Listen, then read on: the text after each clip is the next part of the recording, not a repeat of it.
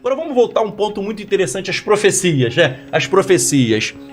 Primeira coisa, Daniel, capítulo 9, famosa profecia sobre as 70 semanas de Daniel, 70 semanas. Se você pegar, e está até escrito ali, tudo que Daniel profetizou em Daniel capítulo 9 vai ocorrer até a destruição do segundo templo. Ou seja, até o ano 70. É uma profecia que fala sobre a vinda do Mashiach ainda no primeiro século. Ou seja, o Messias teria que vir no primeiro século. Os cristãos falam muito isso, mas existe uma coleção comentando o Tanar da editora Art Scroll, que é uma editora judaica de Nova York, comentando o seguinte, olha, pelos cálculos de Daniel, o Messias teria que vir no primeiro século. Só que para os judaísmo ortodoxo ele não veio. E aí está escrito nesse livro ortodoxo o seguinte, muitos eruditos defendem que Daniel errou a profecia. Olha só uma coisa interessante. Então Daniel profetizou que o Messias teria que vir ainda no primeiro século. Muitos dizem que ele não veio, está escrito no livro ortodoxo. Olha, vários rabinos entendem que Daniel errou. Muita gente não sabe, por conta desse suposto erro de Daniel quase que foi excluído da Bíblia hebraica. Porque ele supostamente errou. E aí o Talmud fala o seguinte, que você não pode tentar calcular os dias da vinda do Mashiach. Porque se você calcular, ele teria que ter vindo no primeiro século. Então, primeira coisa, a luz vermelha acende. Há uma profecia de Daniel, e eu creio que Daniel não errou, ok? Eu creio que ele não errou, mas o Messias teria que ter vindo no primeiro século. Isso é um dado essencial.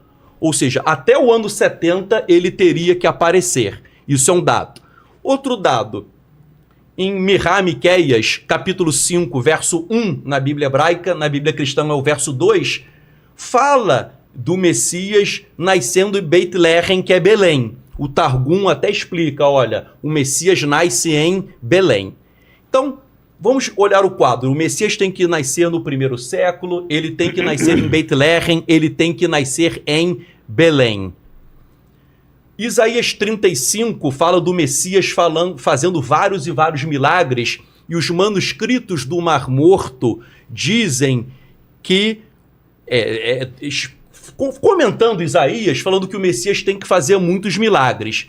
E Yeshua, Jesus, fez vários milagres. Isso não é atestado só no Novo Testamento, não. Até fontes externas atestam. Por exemplo, Flávio Josefo.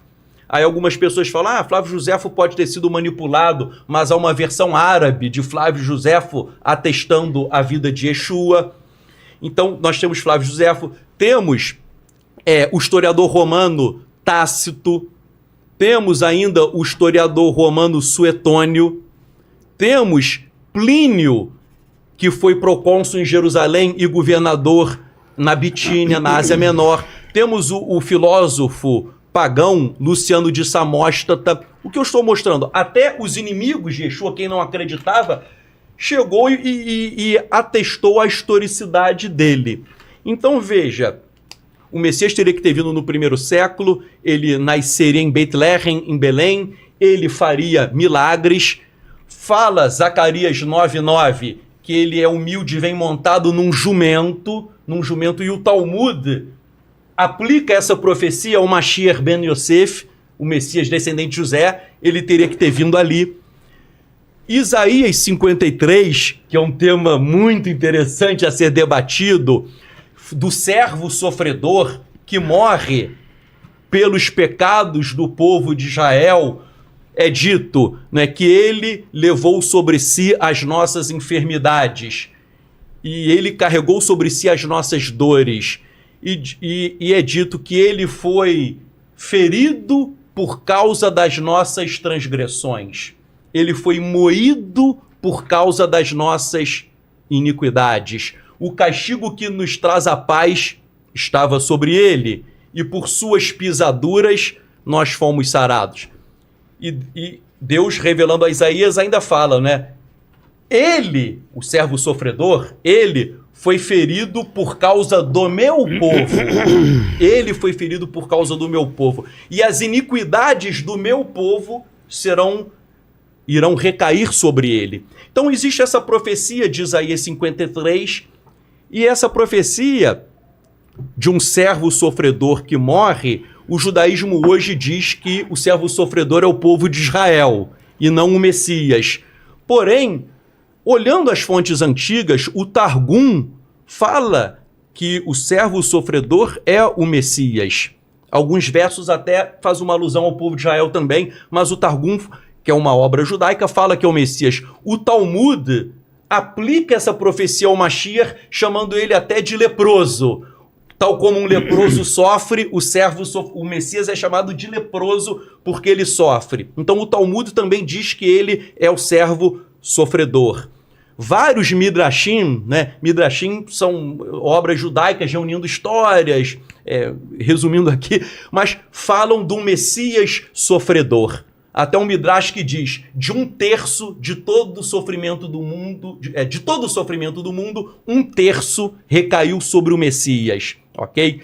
Então, o Zohar, que é a obra-prima da Kabbalah, fala que existe nos céus um lugar chamado Salão do Aflito, em que o Messias ele está nesse lugar e ele carrega os sofrimentos da humanidade sobre si e cita Isaías o quê? 53 como o servo sofredor. Então, várias fontes antigas falam sobre esse servo sofredor que morre pelos pecados do povo de Israel. Agora é interessante que eu vou citar um professor chamado Israel Kinol, professor da Universidade Hebraica de Jerusalém. Ele não crê em Yeshua, em Jesus, então é bom porque ele não está vendendo o seu peixe, digamos assim.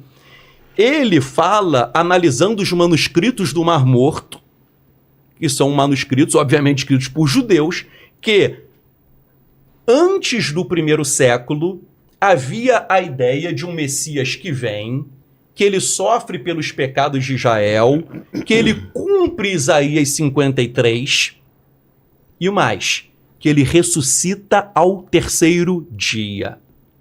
Uau! E isso ele tira de uma pedra chamada Razon Gabriel, a visão de Gabriel, a visão do anjo Gabriel, uma pedra datada do ano 4 antes de Cristo, que é dito que o Messias ele morre e o anjo Gabriel recebe um comando do Eterno para ressuscitá-lo ao 3º dia. Ou seja, 4 anos antes do nascimento de Jesus, já havia uma profecia, ok? No sentido de que o Messias cumpre Isaías 53 e ele ressuscita depois.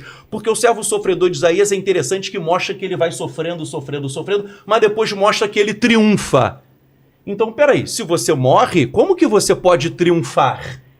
Ok? É algo contraditório, né? É algo contraditório. Então, os essênios, a maioria dos acadêmicos dizem que os manuscritos do Mar Morto, quem escreveram foram os essênios. E Flávio Josefo, que era fariseu, no livro dele diz assim, algo lindo, os essênios raramente erravam as suas predições. Então isso é uma predição de alguém que vem e que morre e ressuscita ao 3º dia. Se nós olharmos o Tanar, né, a Bíblia hebraica, o Salmo 16 fala, não permitirá que a minha alma fique no Sheol. Não permitirá que a minha alma fique no Sheol. Oséias, capítulo 6, Oséias, diz assim, e ele nos ressuscitará ao 3º dia. Então, essa ideia até de ressurreição, de 3º dia, não foi algo que saiu da cartola. Já havia. Agora, claro que a Torá tem 70 faces, então, um ramo do judaísmo, né? Obviamente isso não era unânime, eu tenho certeza, mas havia um ramo do judaísmo que cria em um Messias que vem, que ele sofre e que ele ressuscita ao 3º dia. Então vamos pegar aqui o quadro. O Messias tem que vir no 1º século. Ele tem que nascer em Belém. Ele é humilde e montado em um jumento. Ele sofre pelos pecados do povo e ele ressuscita ao terceiro dia. Começa a acender uma luzinha vermelha daqui. Ou seja, quem é a pessoa no primeiro século que se enquadra nisso? Jesus Cristo. Jesus Cristo. E mais, poxa, mas os cristãos dizem que ele é Deus. Eu quero até explicar qual o nosso conceito que a gente tem.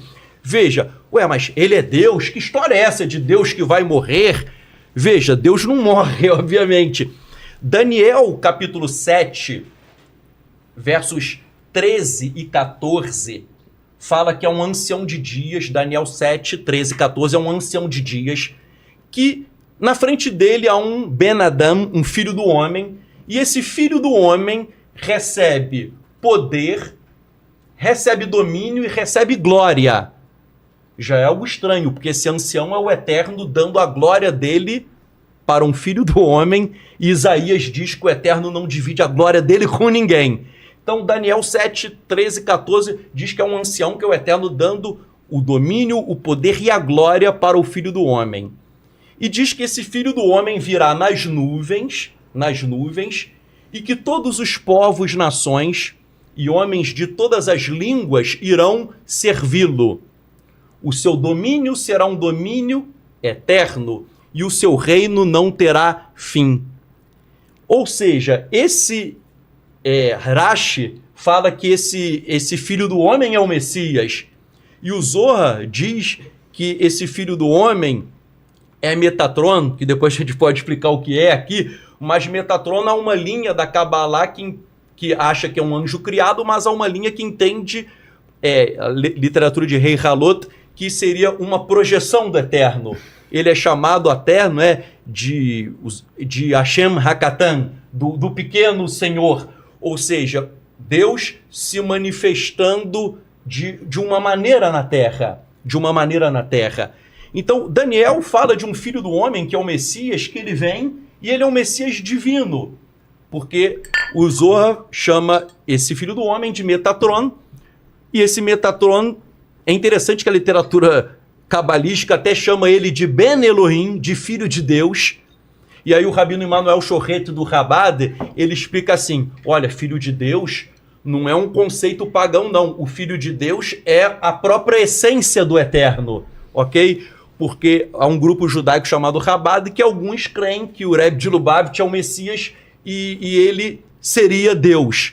Deus no seguinte sentido, a alma dele porta a divindade, ok? A alma dele, não ele como Deus que se materializou e andou, mas a alma. A própria Kabbalah fala que é uma centelha divina em cada um de nós. Mas o que é o Mashiach? Ele não é uma centelha, ele é o fogo puro, ou seja, seria a própria essência de Deus na alma dele, né? Até o Rabino Emanuel Chorreto, que é um rabino ortodoxo, ele quando comenta Daniel, ele diz que a alma do Messias é uma alma divina, que ela vem e desce na terra.